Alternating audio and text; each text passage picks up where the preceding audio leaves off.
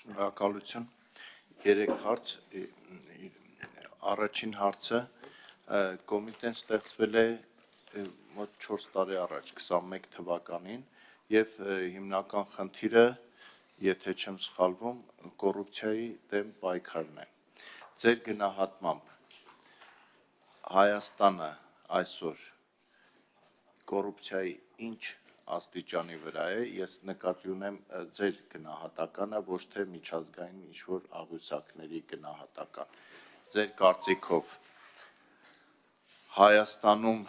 առկա իրավիճակը նպաստավոր է, որ օտարերկրյա խոշոր ընկերությունները դիտարկելով հայաստանյան կոռուպցիոն իրավիճակը Հայաստանում խոշոր ներդրումներ անեն։ Ձեր կարծիքը եւ դուք օրինակ 2025 թվականին առաջարկներ ներկայացրել եք կառավարությանը, թե ինչ է պետք անել, որ այս կոռուպցիոն երևույթները հնարավորին չափ նվազեն։ Ձեր դիտարկումները ինձ այս պահն է հետաքրքիր։ Դուք վերլուծություն ունեք, թե կառույցը կամ կառույցի ինչ-որ աշխատակից ինչ պատճառով է կամ ինչ հանգամանքներից ելնելով է գնում այդ քայլերին։ Այն անձնական պահը, որ ագահ է, հեսա մի կողմ ենք դնում, ընդհանուր մարդը պաշտոնյան պաշտպանված է ավելի հարուստ մարդկանց գայթակղիչ առաջարկներից, թե ոչ։ Եվ խոսեցիք ապօրինի հարստացման մասին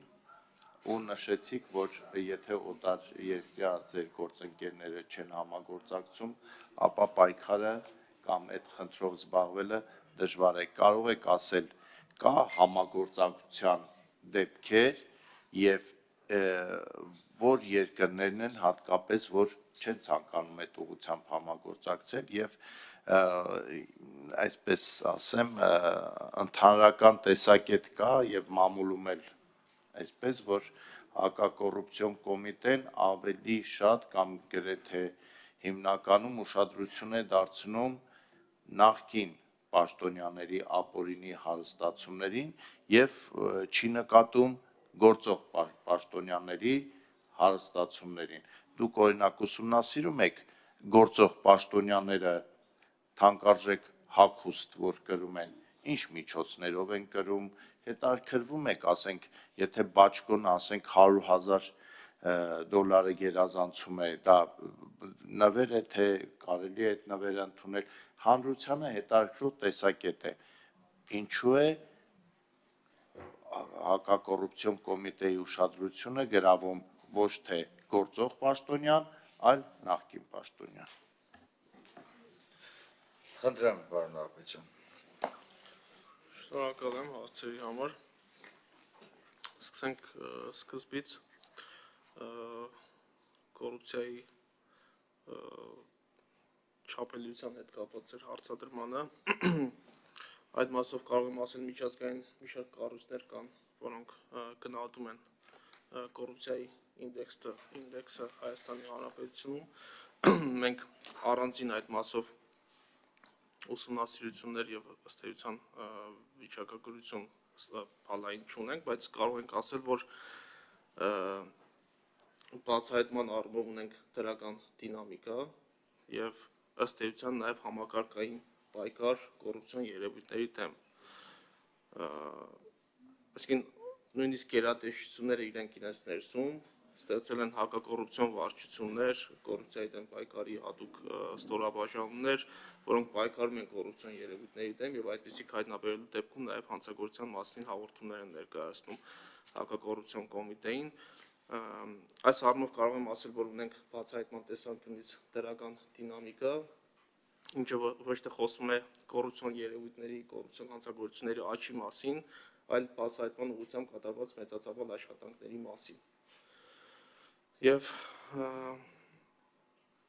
հաջորդիվ անդրադարձ կատարելով ձեր այն հարցադրմանը, թե արդյոք հակակոռուպցիոն կոմիտեն պայքար է մղում բացառապես նախկին պաշտոնյաների նկատմամբ, ըստ էության այդ պնդումների հետ համաձայն չեմ, քանի որ թվարկված նաև հետապնդումները, քերական հետապնդումները մեծամասամբ ըստ էության վերաբերելի են գործող պաշտոնյաներին, ոչ թե նախկին պաշտոնյաներին, տոկոսային հարաբերությամբ այս բանը չեմ կարող նշել, սակայն հակակոռուպցիոն կոմիտեում այս բանին եւս իրականացում են մի շարք ստուգողական գործողություններ, որոնց թիրախում ոչ թե նախկին պաշտոնյաներն են, այլ գործող պաշտոնյաներն են։ Ինչ վերաբերում է թե հակակոռուպցիոն կոմիտեն կառավարությանը ըստ էության ինչ տվյալներ է ներկայացրել, որպեսզի բացառենք կոռուպցիոն երևույթները, ես իմ հաշվետվության մեջ նշեցի, որ մենք շուրջ 120 միջնորդագրեր ենք ներկայացրել պետական եւ տեղական մարմիններին։ Այդ միջնորդագրերի էությունը կայանում է նրանում, որ երբ որ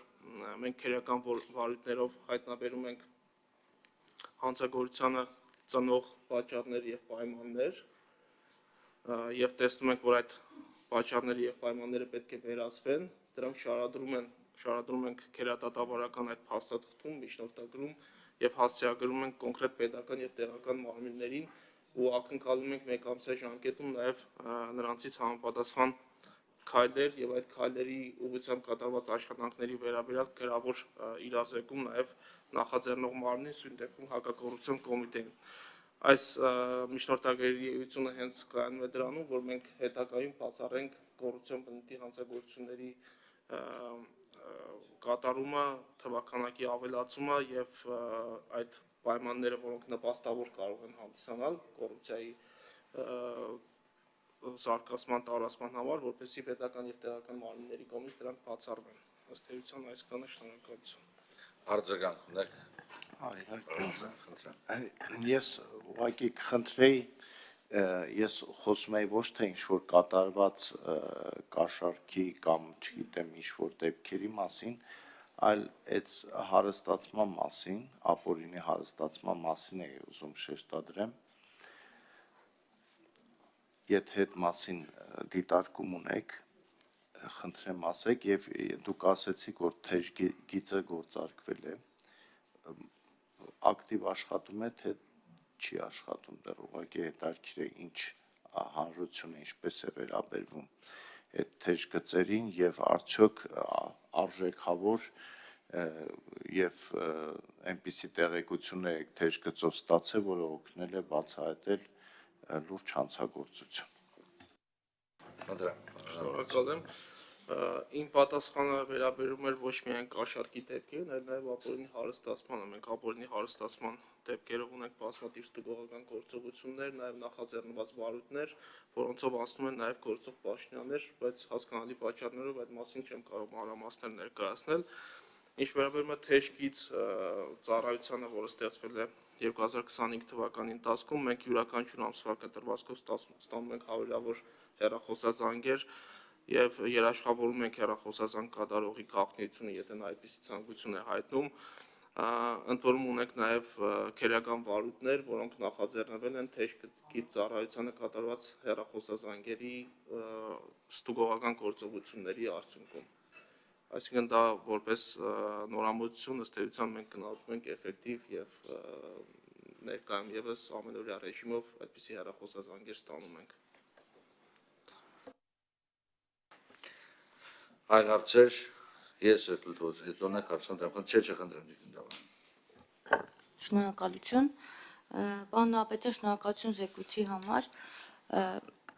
սակայն մի հարց եմ ուզում տալ, որը զեկույցում զետեղված չի,